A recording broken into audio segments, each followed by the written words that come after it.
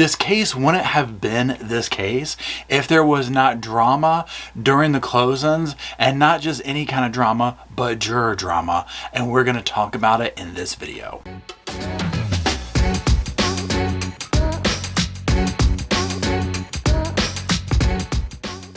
Hello everybody and welcome back to the sofa. That's the sofa back there with our trusty sidekick, Mr. Roscoe P. Coltrane, and my name is Paul. Welcome back and welcome to the sofa if you are new here. Today we're going to be talking about the closing arguments as well as the juror drama that went off, and of course it was this kind of bizarre left field drama that went down that involved eggs and all sorts of stuff. So we're going to talk about that, and we're going to talk about some of the highlights of the actual closing arguments from each side. Before we do that, please give a warm sofa welcome to our sponsor today, who's helping keep the doors open and the sofa cushions fluffed. Exeter has taken the wallet game to the next level, and it's time to say bye-bye to the bifold essentials. This is the collection of wallets that Exeter sent me to try out, and I've been reviewing one each month. So let's take a look and see what Exeter's all about. They're super slim, but they can still carry over 12 cards and cash. You can even track your wallet's location. And then there's the quick card access with a click of a button using Exeter's signature trigger mechanism. There's also the built-in RFID blocking that protects you from data theft and wireless skimming. So this month I tried out a couple of their wallets from the Parliament collection. As always, the presentation is top notch, so whether you're treating yourself or someone else, they're going to be completely blown over by the packaging, the way it feels, the way it looks. But also, once they unwrap this and touch the leathers on these, they're absolutely amazing, and you can tell the quality right away. The golden accents on their flagship wallet are such a nice touch. These hold 1 to 12 cards and bills. They have quick card access at the click of a button. They block the RFID to prevent wireless theft, and you can also add the tracker card to make it unlosable. So after trying out all of these wallets over the last few months, I can honestly say I am in love with Exeter. I'm in love with their quality, with the presentation, and really there's no way you can go wrong. There is something that everyone is going to enjoy, whether it's one of these, whether it's one of these, you need more space, whatever it is. I absolutely love the technology that they have incorporated in this. I am 100% never going with the old traditional bifold again. This is just much sleeker, it's much nicer, and I love that you can track it. And right now Exeter is having an anniversary sale. This is through April 24th. If you use code SOFA, you're going to get up to 25% off. Now the link is in the description below. You don't have anything to lose. Check it out, see what you think. I personally think you're going to love it just as much as me, so go ahead and get yours today. Alright, so be sure to check out their stuff. All the stuff is down in the description below. Let's go ahead and start watching those clips now. We couldn't bring you any eyewitnesses because they were murdered. But common sense and human nature can speak on behalf of Maggie and Paul. Now you heard that was like a mic drop right there for the state's opening. Now their opening went on for hours, y'all. And we actually, if you follow me on my other channel, we actually watched that live together. We streamed it, and it did take a long time, but this is a very complicated case, right? So there's a lot to go over with. Now, one thing that I felt that the state did well during this is they pieced it all together. You know, they told the story and chain of events and said, oh, okay, you know what? All this information that we've had, that we've been listening to, that just almost feels like sound bites here and there, and this info and that info, it all came together. So let's watch some more clips. When you look at this in its totality, common sense and human nature can speak for them, and they deserve a voice. I like that he used the word totality, because to me this is one of those cases that, especially for the state, what they're trying to sell and ask of the jury, it is a case of totality. It's obviously a largely circumstantial case, but when you look at the totality of things, it is one of those head scratchers of, well, if he didn't do it, then what exactly happened, right? Kind of a thing. And I also like when, you know, prosecutors, whoever it is using the whole narrative of, you know what, you need to be the voice for the victims in this, right? Because they are speaking to you from the grave, and they're doing that through certain things, which we'll hear from another one of the state attorneys here in a little bit during the final closing, during the rebuttals, but let's keep watching. Everything he did was meant to try to frustrate the forensics as a lawyer and a prosecutor with the two guns and the manufactured alibi, and not taking his phone down to the scene, deleting call logs, making short phone calls, bringing up the boat case, moving Maggie's phone, changing clothes, looking at Paul's phone, calling Rogan, or trying to call Rogan. One man controlled this crime scene initially, and that was Alec. Now, another thing that I thought that the state did well during this is they went through the whole thing. Now, like I said before, they went on for quite some time.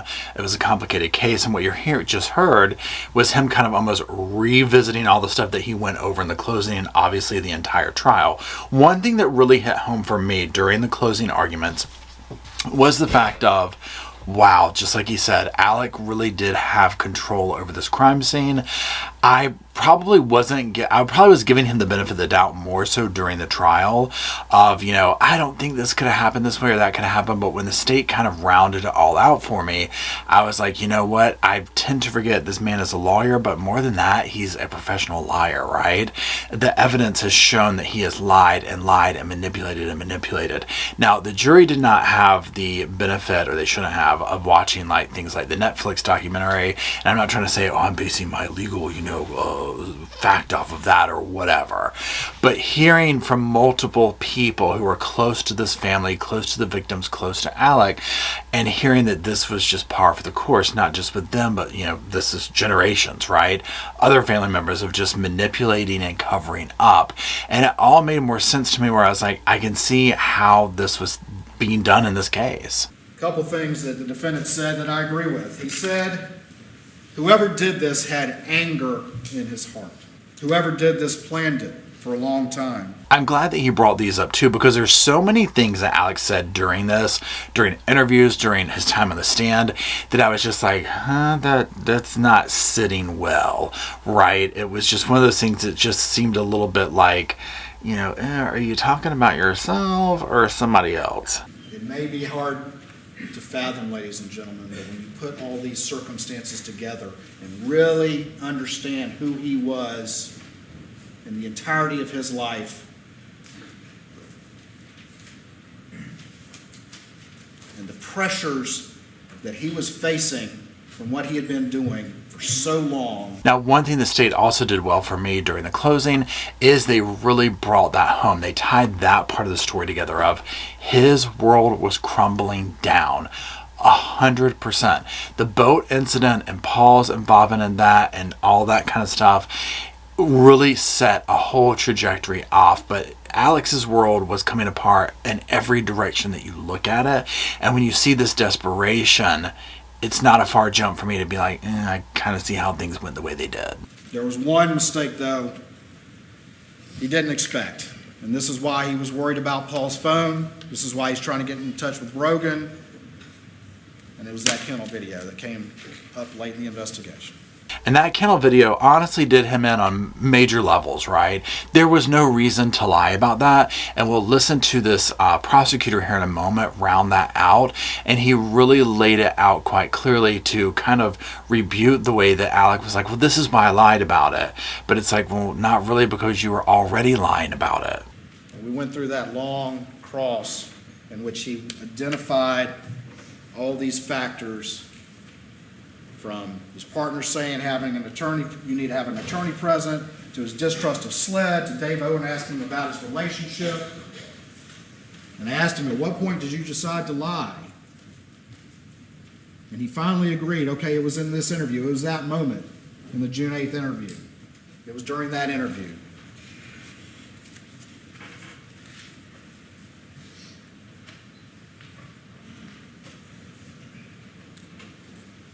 But in his 911 call, ladies and gentlemen, at 10:06, when he was asked when he last saw them, he said an hour and a half, and then changed it to approximately 2 hours. Consistent with what he would later say.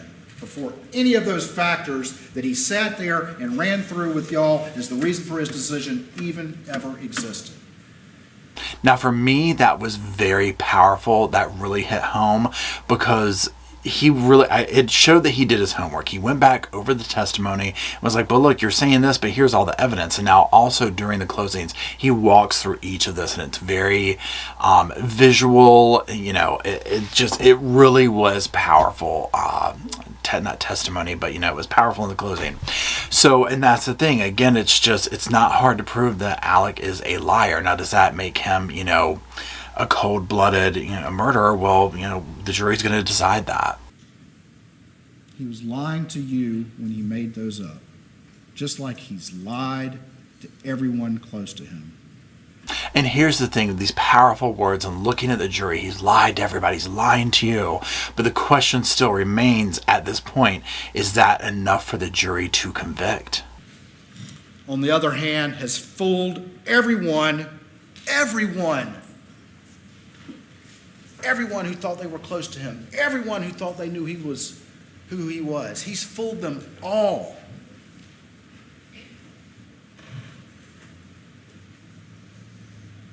And he fooled Maggie and Paul too. And they paid for it with their lives. Again, very powerful. We heard witness after witness get up there. We saw, like Ronnie, people very emotional over the fact of they had no idea who this man was. They thought they did, right? But this was this man had a completely other life going on. And just like he said, allegedly Maggie and Paul, same thing, and they paid with their lives. And so, to sit there and be like, well, wow, if he did this to these people, can I really believe that he's being honest with us now here in court? Now let's go ahead and segue, or should I say egway, into the juror drama. Y'all, I start seeing my phone blow up over this. I'm like, what is going on? Nothing surprises me with this trial anymore, right? It's like Darrell Brooks' trial, but in a different way, right?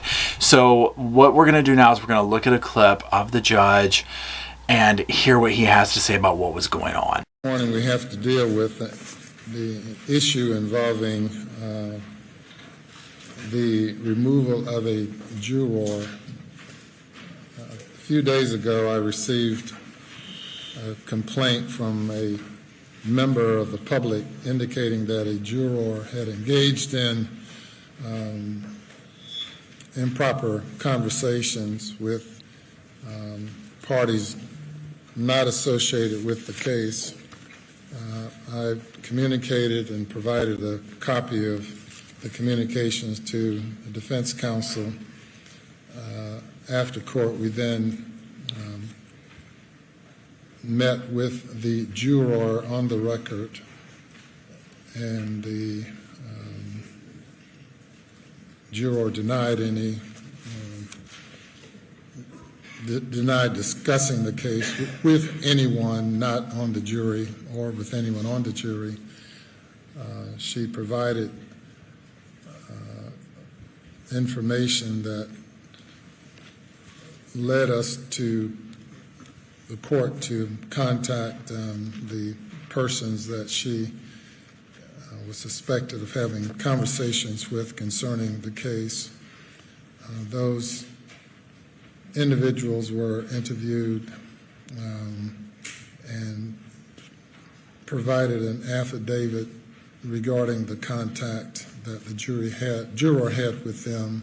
The judge has been so professional. He's so just even-tempered, and I'm sure at this point he's like, oh my God, inside, right? Because, you hear all the stuff they had to go through over this, so on and so forth, to figure out, what's happened, what's going on. And, of course, everybody's fear is, oh, great, here we go. Alec and them are going to want a mistrial or this or that, or call for something to happen if they get the wrong kind of, answer from the jury or whatever. So the juror has had contact or discussions concerning the case with at least 3 individuals.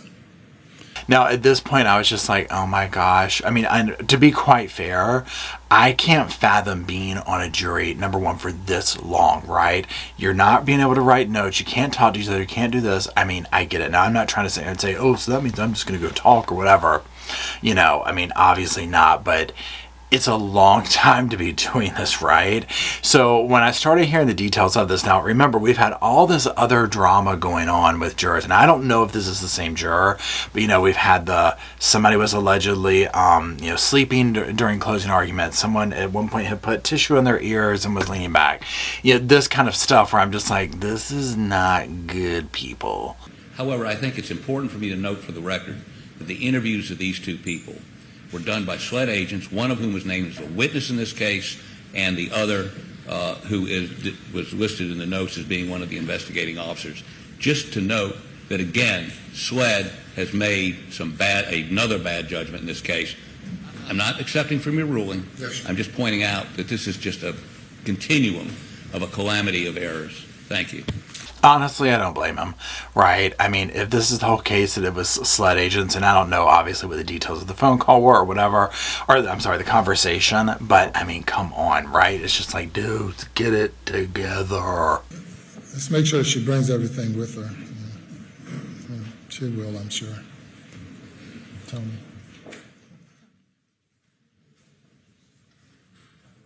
You can hear a pin drop up in there. Now, here's the thing. I honestly feel so bad for them because I'm just like, oh my God, how horrifyingly embarrassing, right? Number one, you're being marched out in front of the whole court. I would have been like shaking in my boots, right? But also notice when he's like, have her bring all her stuff. This is the beginning of, just absolute drama. And that ain't no exaggeration. Despite my order to not discuss the case with anyone, that intentionally or unintentionally you've had some discussions with some folks not on the jury, and which is going to require me to remove you from the jury. Now, I'm sorry, but he used both intentionally and unintentionally. Things are getting serious up in here. Thank you for your service. I'm not suggesting that you intentionally did anything wrong, but that in order to preserve the integrity of the process and in fairness to all the parties involved, we're going to replace you with one of the other jurors. Okay, also on this, it's like, can you imagine getting to the finish line like this and now you're having to go all the 6 weeks, right? She's been up there. And I'm just like, seriously, like, I would love to know what the conversations were, right? Like, what exactly went down. And again, if she meant to do this or not, because he's like, no, he did say, I'm not saying you did this on purpose, and you've been a good juror and this, that, and the other, but you just have to wonder, like, well, what exactly went down? But again, we won't know until it's completely over with. Have you brought everything that you have outside of, you left some stuff in there? What do you have in there? Say it again? A dozen eggs. A dozen eggs? Yeah, one of the other jurors brought in eggs for everybody from the farm. Okay. Eggs in my purse and nut water. All right. Well, you're going to leave the eggs? You want to leave the eggs or take the eggs? You're going to take the eggs. So, Mr. Bales, can you retrieve from the jury room her dozen eggs, her purse, and what else? And a bottle of water. If you can get those things from the jury room. No, honestly, I would have taken the eggs too, okay? I mean, they're like, what, $20 a damn dozen at this point, right? I would have been like anybody else want to give up their eggs. Now, I don't know if you heard in the background when he's like a dozen eggs, you know what I mean? Like, what? And it sounded like she said another juror brought in eggs from their farm for everybody. And so I would have been like, I'm bringing the eggs home too. I mean, good God almighty, I'm getting something out of this, right? Bless her heart. I'm like, oh my God, the fact that they're going to get her stuff, right? Can you imagine like the clank of your shoes to the hallway, like walking back to your car? I would have been like, what just happened, right? I would have been like, I'm not talking to anybody when I go outside. I don't want to talk to no one, but oh my God, what like a that must have been too. She must have felt excellent. Okay, now let's watch a few clips from the defense's closing. And in reviewing this evidence, my goal is to address questions that you may have about what you've heard. And the jury system that we have, frankly, is the greatest criminal justice system in the world. Now, one thing with the defense's closing that I did feel like, that they were going to be tasked with is, number one, a huge mountain to climb, but also really explaining the definitions of things, right? Because remember, it's up to the state to prove the case, right? The defense doesn't have to prove anything, right? But obviously, I use air quotes with stuff like that, right? The state's bringing that up, all their cases, and the defense has to come back and be like, look, here's the drill. But in my opinion, this is one of those kind of cases that will heavily rely on definitions and also picking apart what the state might have said. Now, here's my thing. Now, granted, we don't need some big moment, or they're not required to be like, but it was really so-and-so kind of a situation, right? But I guess for me, I was expecting that to happen at some point during this, mostly coming from the defense. And I guess because, number one, the trial has just been off the rails, right? Anything goes. And so, not in the courtroom, but just, everything just, it's kind of been crazy. So I never got that vibe from the closing, though, with the defense. Until it gets time to the verdict in the criminal case. And the jury in Scotland, where we derive our laws from, they are given three options. One option is guilty. Second option is not guilty. And the third option is not proven. Well, he had to go international. I mean, he had to take it over to Scotland, right? They're like, look, okay, we're going to have to really throw the fishing net out far and then start reeling it back in. However, I do think he did good in what he was doing, which was going for the not proven, right?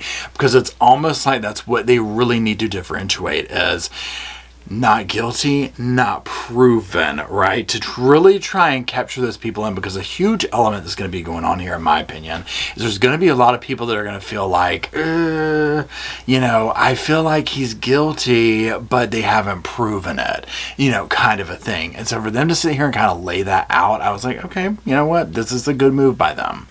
If it's a verdict of not guilty, it's either you concluded that the defendant is innocent of the charges, or that the government has not met their burden of proof, their heavy burden of proof beyond a reasonable doubt. And again, this is a huge reasonable doubt situation. It's very circumstantial. It's very much, like I said earlier, a story being told that you have to kind of very closely follow along with the timeline, whoever's timeline you want to go with, because there's a blurry thing about putting an actual smoking gun in Alex's hand. And there's also this whole thing going on of, was he involved in this or that? Did others help? What about this cousin Eddie situation? There's so much going on, right? So I do think it's a good tactic by the defense to really go with this, have they met their burden of proof? Have they proved beyond a reasonable doubt? That type thing. And what would that look like? 90 out of 100 cases when an officer rolls up, it would look like the person who had the shotgun and two dead bodies may have done it, probably have done it. Certainly is someone who should be strongly considered. And all the officers in this case told you that. Yeah, I mean, he's not lying, right? And that's literally what happened. They come up, and not only is there a scene of one person's alive, two people are dead, family property, so on and so forth, but also later we find out that he's lying about it and lying about when he was there. And so obviously he's going to be a suspect. That's just how it works, right? What doesn't strike us as fair is that the next morning on June the 8th, after the gruesome murders of Maggie and Paul, this is what is issued, a joint press release, Colleton County and SLED, that says, at this time, there's no danger to the public. Now, while I do think it's a good observation that he brought this up during the closing, because I remember when this happened, right? And it was like, and hit in the papers and all this type of stuff. And it was kind of like this, so there's no danger to the public, okay. Immediately, my interpretation was, oh, because this is like a retribution thing, right? That's what everybody thought of. Right? Nobody would ever dream at this time, right? It was like outside of that, circle or that town or whatever, that this would end up where we're at today with these allegations, right? So even I was just like, oh, well, what they mean by that is this is revenge, right? So this was not like there's some crazy person on the loose with the guns and whatnot. This was revenge. And in a sense it was, but just not from the people that they were alleging in the beginning. Mark Ball, who had a conversation with Sheriff Hill, who's another fine public servant here. And he also agreed, we've got to stop cars from coming in here to preserve these tire impressions. And it was not done. Now, again, raking over the crime scene and talking about the mistakes that were made, I mean, clearly, right? There's no denying mistakes were made. And this happens so often in so many crime scenes, and I mean, again, if the allegations about Sled talking to this juror and whatnot, I mean, it ain't a good look, right? But of course he's going to bring this up. They wouldn't be doing their job if they didn't. But one of my concerns is the fact that we've seen so much evidence that Alec worked hand in hand with so many of these people and had them in his back pocket that I don't know if you can unring that bell. You didn't hear anything about the hair in Maggie's hands from that moment forward. Was it tested? Was it sent off for analysis? Now this part right here, if I were him, I would have left it at that, right? But he doesn't. Let's watch this next clip. Was it as a result of a struggle with her assailant? Was it her own hair? I mean, we don't know the answer to that. So immediately, I was thinking these things in my head before he said that. But then when he said it, I was like, oh, nope, okay, yep, it was her own hair. But again, we don't know. There's no proof of it, right? So it's good that he brought it up. But also, we don't see any proof of any kind of struggle other than that. Now, that's not to say that there couldn't have been one without any kind of bruising, that type of stuff, but there were no signs of like a struggle from her or Paul. So to me, I immediately interpreted it as, it's probably her hair or whatever. But again, we don't know. Again, there's a difference between a hair and like a clump of hair, right? So there's that. But again, it was something that was not done, and this leaves loopholes. Now let's listen to the state come back, and I'm not gonna lie, this gentleman is about to take us to church. Does that make any sense? You got to evaluate everything. If you can't believe somebody's credible one thing, how can you believe them on the ultimate issue when they said they didn't? When the only thing they corroborated for you throughout the investigation, throughout this trial, and throughout Mr. Waters' cross-examination is he's a liar. Whew. I started having to fan myself there. He scared me a couple of times, I'm not gonna lie, y'all. I thought he was crying too. I was like, whoa. He came in hot for this, right? But I also felt like it was very effective, and honestly, it gives me goosebumps, right? Because I also felt like if I was a juror from that area and just dialect alone, I was like, I'm talking to my people right now. You know what I'm saying? Like, I don't know any other way to say that. But it was almost like, okay, like, I've got it. We've put the technical evidence together. We've gotten the story. Now he's coming in hot with the emotion. There's 3 witnesses that were beautiful, that were uncontroverted. And one was Paul. He didn't testify to you up on the stand, but he testified to Dr. Raymer, and he testified to his family. Amen, right? And again, I think that when you can get an attorney that can convey emotion in a correct way, and it doesn't come off as this, that, or the other, and I don't know really how to describe it, but it's false and whatnot, it's so powerful for the jury, right? It's so powerful, and it really drills home the imagery that was set in place. Dad, I got some insurance. Not the kind of insurance you've made money off of, an insurance some clients you gave back and some you didn't. I've got some insurance on you. I don't know why you killed me. I made some mistakes. You heard a lot of good things about Paul, too. I know I put your life, open your life, your fake life, with this boat case. Your finances are coming out. I know that. But if you go lie and say you weren't down here, I got you. Now that part really gives me goosebumps. The way he's talking, like as if he's Paul, speaking from the grave and through the, the evidence that was collected, from his video and whatnot. And so many times we see that in these cases where these victims are yelling and screaming from the grave in some fashion, right? And it's just, it just really makes you kind of, think, right, about what makes the world go round, kind of a thing. But it's so true in this situation, because this is the one thing that Alec was not planning on, is that video absolutely threw a wrench in the plans. Of course he would have to get up and now testify as to why he lied so much, but it just dug his hole even deeper. He's trying his world, and he says there in that last interview with the call-in interview, Mr. Harpootney and Mr. Griffin, what you got in there. Ryan, I'm sorry, I lied about everything. I was under a lot of pressure, had a lot going on. Really? Your wife and your son were murdered 3 months ago, and now this is the real Alex. Well, my world's coming down. My world, Alex's world is coming down. Been confronted by his law partners, losing his job. Now it's me. My world's being affected. Again, so powerful, raising his voice, darn near yelling, but driving that home of it's about me, my world, this and that and the other. There just never seemed to be any kind of outward, like, what's, Maggie and Paul are gone, right? It hits home the way the attorney is selling these closing statements to me. Not about that, but now, and I'm sorry I lied. I've lied about everything.